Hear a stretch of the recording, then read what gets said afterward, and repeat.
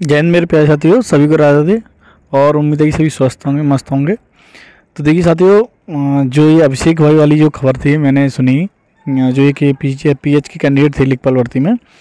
तो देखिए इनकी जब न्यूज़ मैंने पढ़ तो कल ही ली थी मैंने, लेकिन मैं थोड़ा सा बिजी था। उस चक्कर में मैं कुछ वीडियो थोड़ा नहीं बना पाया, क्योंकि थोड़ा सा बिजी चल रहा था। इस चक्कर में मैं नहीं बना पाया। कुछ भाइयों के पास डाल रहे थे कि भाई आप क्यों नहीं बना रहे हो इसके ऊपर।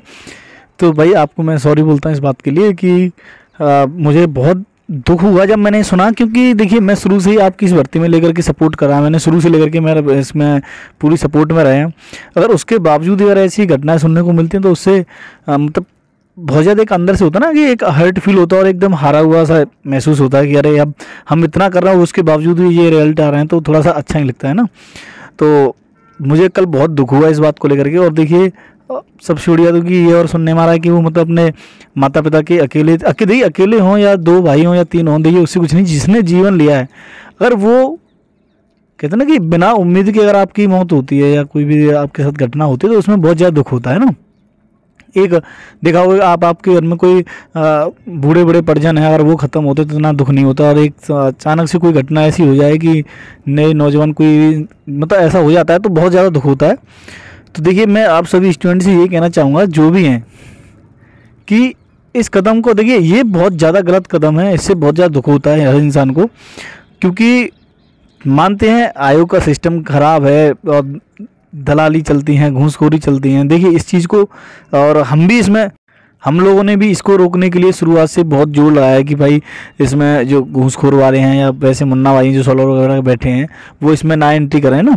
तो लेकिन इसका मतलब ये नहीं कि हम उसके लिए बहुत ज़्यादा गलत कदम उठा जाएं। मानते हैं डिमोटिवेट होते हैं हर बार, मतलब उनको जैसे आश्वासन कोई अच्छा नहीं मिला तो उनको बहुत ज़्यादा हार गए थे अभिषेक भाई की। कोई एक कहते हैं ना कि जेन्युइन कोई आंसर नहीं मिला उधर से आयोग की तरफ से, तो उस वजह से बता रहे हैं कि कई उनके लिए घुटन महसूस होने लग गई उनको। देखिए पीएच वाले भाई जो हैं मैं उनको बता देता हूँ कि ऐसा होता है। देखिए कि आप जैसे स्कूल में पढ़े होंगे, कॉलेज में पढ़े होंगे, कहीं पढ़े होंगे, तो आपको थोड़ा सा ठीक है ज़्यादा वो ध्यान नहीं देते हैं, क्योंकि थोड़ा सा डिमोटिवेट वहाँ से फील होता है। क्योंकि कोई मतलब कुछ चीज़ें जैसे हम लोग जैसे जो सच स्टूडेंट होते हैं वो कर रहे हैं, और पीएच वाले जैसे किसी भाई के पैर में प्रॉब्लम है या वो है तो वो नहीं कर पाते हैं, तो बड़ा उनको भी अंदर से महसूस होता है कि अब देखिए ऊपर वाले ने जो आपके साथ घटना कर दी है उसको ठीक है, लेकिन जो ये जीवन दिया है उसमें संघर्ष ही करना है आपको नहीं। कोई भी इंसान जहाँ इस धरती पर आया है उसको संघर्ष करना ही करना है और मरते दम तक करना है। आप ये मत सोचिए कि इस नौकरी से, एक लेखपाल नौकरी से ही आपका गुजारा हो पाएगा या आप इसी से सब कुछ कर पाओगे। एक जीवन जो है उसकी महत्वता अलग है। अब देखिए पुराने आप इतिहास में लौट के जाइए कि वो बहुत अच्छे पढ़े लिखे लोग थे जिनकी नौकरियां लग गई थी, लेकिन उन्होंने नौकरियां छोड़ के आंदोलन में आ गए, धरने की उन्होंने लास्ट तक बहुत ज़्यादा मेहनत की देश मतलब अगले भविष्य को बनाने के लिए। ये नहीं कि अपने फ़ायदे के लिए उन्होंने कि हमारे जो आगे आने वाला भविष्य है उसको बस सही किया जाए। तो आप ये मत सोचिए कि नौकरी आपके लिए सब कुछ है। नौकरी के अलावा भी एक जीवन है। आप अगर जेन्युइन पढ़ रहे हो, पढ़ भी रहे हो, अगर देखिए लेखपाल में आप अगर पास होके आए हो डीबी के लिए, तो मैं मानता हूँ कि आप वास्तव में ही टैलेंटेड स्टूडेंट हो। ठीक है, आप टैलेंटेड हो तो उसकी जो एक ज्ञान होता है ना, एक ज्ञान होता है कि किताबी ज्ञान जैसे आप पढ़ लिए बस ठीक है अपना एग्जाम के लिए, एक सोशल में जाकर के और पढ़िए, सामाजिक ज्ञान होता है उसको। क्योंकि आप जैसे यहाँ से मान लीजिए किसी को अगर ऐसा फील होता है, डिमोटिवेट अंदर से आता है, तो भाई आप थोड़ा सा बाहर निकल के देखिए, लोगों से बातचीत करिए, उनको देखिए कि उनके अंदर भी कई लोग, मैंने ऐसी मेरी कंडीशन भी आई है कि मुझे भी कभी ऐसा फील हुआ कि अरे नहीं यार इससे तो अच्छा मरना अच्छा है। लेकिन आप जब बाहर जाओगे, लोगों से बात करोगे, उनके आपसे ज़्यादा जब दुख मिलेंगे तो आप क्या कहोगे, यार मैं तो इससे बहुत अच्छा हूँ। ठीक है साथियों, तो अगर कोई ऐसी होती है तो मैं सभी स्टूडेंट से, जो भी स्टूडेंट हैं, अगर किसी के मन में ऐसा आता है, और देखिए सबसे मेन बात की देखिए किसी पे प्रभाव नहीं पड़ेगा। आप ये अभिषेक भाई ख़त्म हुए हैं, इनके जाने के बाद में उनके जो माँ बाप टूटेंगे ना, उनके अलावा किसी को होगा दुख, सबको होगा, लेकिन उनके अलावा जो उनकी कंडीशन आप पूछ नहीं सकते हो, उनका जीवन एकदम अधूरा सा रह गया होगा। तो मैं ऊपर वाले से ही दुआ करूँगा कि भाई उनको हिम्मत दे।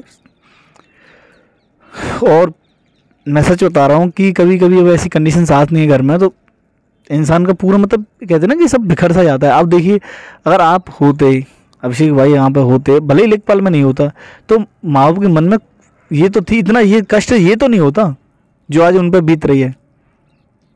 आपने चलो अपनी सांत्वना देने के लिए आपने कर लिया गलत काम, लेकिन उनके माँ बाप को पूछो कि वो मतलब कितने अंदर से बिखरे हुए होंगे, आज कितने दुखी होंगे वो।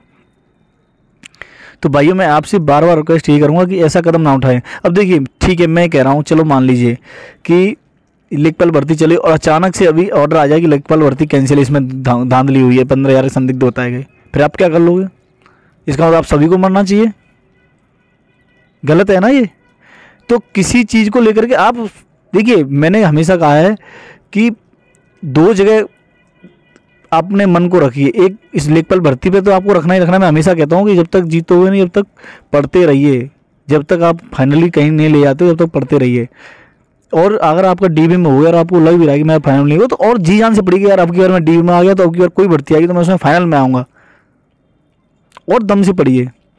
हमेशा 2 रास्ते रखिए, एक पे आप चल ही रहे हो बहुत दम से, अगर सोच लीजिए कि अगर इस पर कोई आगे बाधा आती है तो हमें यू टर्न लेकर के दूसरे रास्ते से कैसे निकलना है, बिना रुकावट के वहाँ बैठ जाओ। मान लीजिए आपका लेखपाल फाइनल नहीं होता है ना, और आप दूसरा रास्ता आपने सोचा भी नहीं कोई, ठीक है, तो आप सोचिए कि संभल भी नहीं पाओगे, आप दूसरे रास्ते जा भी नहीं पाओगे कि करें क्या आप यहाँ बैठे बैठे, जब आप कहीं रुकावट आ जाती है इसी रास्ते पे। तो इस वजह से 2 ऑप्शन हमेशा रखिए। अगर आप पहले से सोच कर रखिए अगर इसमें नहीं हो रहा है तो मैं यहाँ दूसरी भर्ती में इसमें अच्छे से मारूंगा अब की बार। आप छोड़िए, मैं अभी भी मेरे देखो जॉब है मेरे पास में, फिर भी मैं 2 ऑप्शन रखता हूँ अपने पास में। मैंने लेखपाल दिया, वीडियो दिया, कई एग्जाम्स दिए, तो मैं ये नहीं सोचता मेरा कि इसमें हो जाएगा, मत हो, मेरे पास ये ऑप्शन है, मैंने इसमें और अच्छी तैयारी कर रहा हूँ, मैं इसमें निकल के जाऊँगा। तो साथियों प्लीज़ आपसे यही रिक्वेस्ट है कि देखिए सरकार है, आयोग है, ये 2 मिनट में फैसला कर देते हैं। आप देखिए बीएड वाले थे, कितने लोग थे, मैं कई एग्जाम्पल ऐसे दे दूँगी जो फाइनल पर बिल्कुल बैठे हुए हैं और एकदम से ऑर्डर आ गया कि नहीं आपका ये नहीं होगा। तो बताइए कितना दुख की बात होती है ना। तो इसका मतलब ये नहीं कि आप गलत कदम उठाएंगे।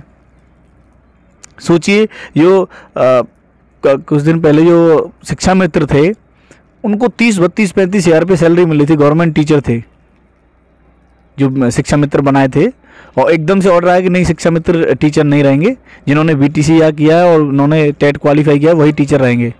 आपने सुना होगा, एक झटके में सब निकाल दिए थे साथियों। तो सोचिए उनकी तो नौकरी थी उनके पास में, एक गवर्नमेंट टीचर थे और उनकी एक नौकरी छीन ली गई, तो उन्हें कितना दुख हुआ। और उसमें कई लोगों ने ऐसी घटनाएं की थी, आपको पता भी हुआ उस टाइम पर। लेकिन जो कर गए घटनाएं, मान लीजिए जो चले गए वो चले गए, लेकिन अभी भी लोग वो जी नहीं रहे हैं क्या? 10,000 15,000 उसमें सैलरी मिल रही, उनको एक वेतनमान उनको लिख किया था, तो क्या वो जी नहीं रहे? उन्होंने और मेहनत करना शुरू कर दिया अपने बच्चों को, और बच्चे से पढ़ाना शुरू कर दिया। हम नहीं लग पाए, बच्चों को पढ़ाएंगे हम, और देखेंगे दूसरी का बिजनेस भी करेंगे कुछ ना कुछ। और मैं आपसे कहता रहता हूँ कि 2 ऑप्शन रखिए हमेशा, कि बिजनेस का भी रखिए। अगर आप मान लीजिए फाइनल तक आप गवर्नमेंट जॉब में कहीं नहीं हो पाए, फिर भी आप एक ऐसा रास्ता चुन के रखिए कि अगर बाई चांस मैं कहीं फेल होता हूँ तो मैं यहाँ से इस रास्ते से निकल जाऊँगा सीधा, और अपने जीवन को अच्छा बना ले जाऊँगा, अपने भविष्य को अच्छा बना ले जाऊँगा। तो इस वजह साथियों ऐसी घटना ना करें। बहुत ज़्यादा दुख हुआ इस बात को लेकर के।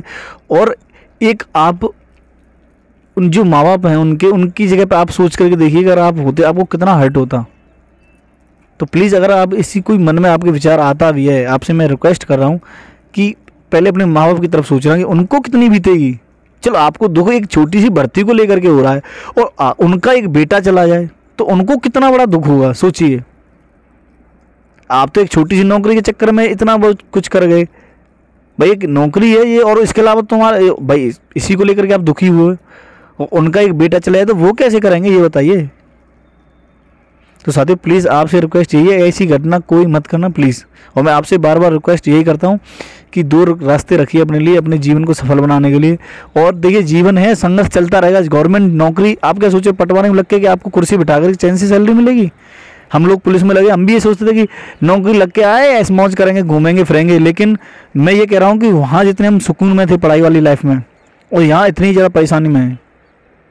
मानते हैं सैलरी मिल रही है, सब कुछ मिल रहा है, लेकिन काम भी उससे ज़्यादा है। इधर भागना उधर भागना, 100 लोगों की सुननी, किसी से कुछ कहना, किसी को जवाब देना, कहीं आगे मतलब। और आप सबको पता है कि कितना वर्क रहता है हर गवर्नमेंट जॉब में। तो आप ये मत सोचिए कि मैं एकदम राजा बन जाऊंगा लेखपाल में जाकर के, या मैं बहुत बड़ी लाइफ स्टाइल मेरी भी हो जाएगी। हाँ मानते हैं आपको रोज़गार मिल जाएगा अच्छा खासा, आपको जीने का सहारा मिल जाएगा, लेकिन मेहनत आपको तब भी करनी पड़ेगी। इस वजह से इतना ज़्यादा डिमोटिवेट होने की ज़रूरत नहीं है कि अगर मुझे ये नौकरी नहीं मिली तो मैं बहुत ज़्यादा मतलब मेरी ज़िंदगी ख़त्म हो जाएगी, ये मान लो। इतना बुरा ना सोचा करें। अब देखिए, आप भी इस चीज़ को जानते हैं कि 8,000 वैकेंसी हैं, आप लोग 27,000 पास किए, ये कट सत्य है, इसका सत्य को कोई मिटा नहीं सकता है। ठीक है, आयोग ने पहले बता दिया कि भाई 8,085 आपकी वैकेंसी है, 27,000 लोग आप पास किए, 27,433 कुछ पास किए, उसमें मान लीजिए 4,000 या 5,000 आपके डीबी स्किप हो भी जाते हैं, भाई 20-22,000 बच्चे, तो सोचिए उनमें से भी तो 8,000 लेना, बाकी तो सब निकल ही जाएंगे ना। इस चीज़ को आप भी जानते हो, सब जानते हैं, ये तो बिल्कुल सत्य है। तो क्या आप ये सोचिए कि आप जो 10-12,000 लोग बचेंगे, 14,000 बचेंगे, तो क्या वो सब यही काम करें? नहीं, उनको भी अपना दूसरा रास्ता चुन के चलना है और अपनी मेहनत कंटिन्यू रखनी है। हमेशा मैं बार बार यही कहता हूँ, और आप लोग कुछ लोगों ने तो मेरे इस चीज़ को बहुत बुरा माना था कि अरे ये वो नहीं। देखिए, हमेशा 2 रास्ते रखिए। तो साथियों प्लीज़ आप कोई गलत कदम नहीं उठाएंगे, और इससे ये नहीं कि सबको ही दुख हुआ है, और क्या बताया जाए, मैं आपको इस बारे में कुछ कह नहीं सकता हूँ कि जो मुझे हर्ट हो रहा है इस बात पर। मैं कल से इतना दुखी था और मैं सोच रहा था कि जल्दी से मैं इसके बारे में कोई वीडियो बना कर आप सब लोगों को यही समझाने की कोशिश करता हूँ बार बार, क्योंकि देखिए कोई भी सफल इंसान है, उसकी आप एक बार हिस्ट्री उठा के देख लेना कि वो कितनी बार असफल हुआ है। ऐसा कोई व्यक्ति नहीं जो सफल हुआ है जिसने कई बार असफलता ना पाई हो, क्योंकि एक्सपीरियंस मिलता जाता है उनको, और फिर वो सबको सहन करने लग जाते हैं और वो बढ़ते चले जाते हैं। ठीक है साथियों, उनको कहते ना इतनी क्षमता हो जाती है उनके अंदर सहन करने की कि वो फिर उन पर कितना भी कष्ट आता जाए वो सबको सहन करते हुए वो अपनी मंजिल पर, टारगेट को जो है ना उनका, उस पर फोकस रखते हैं।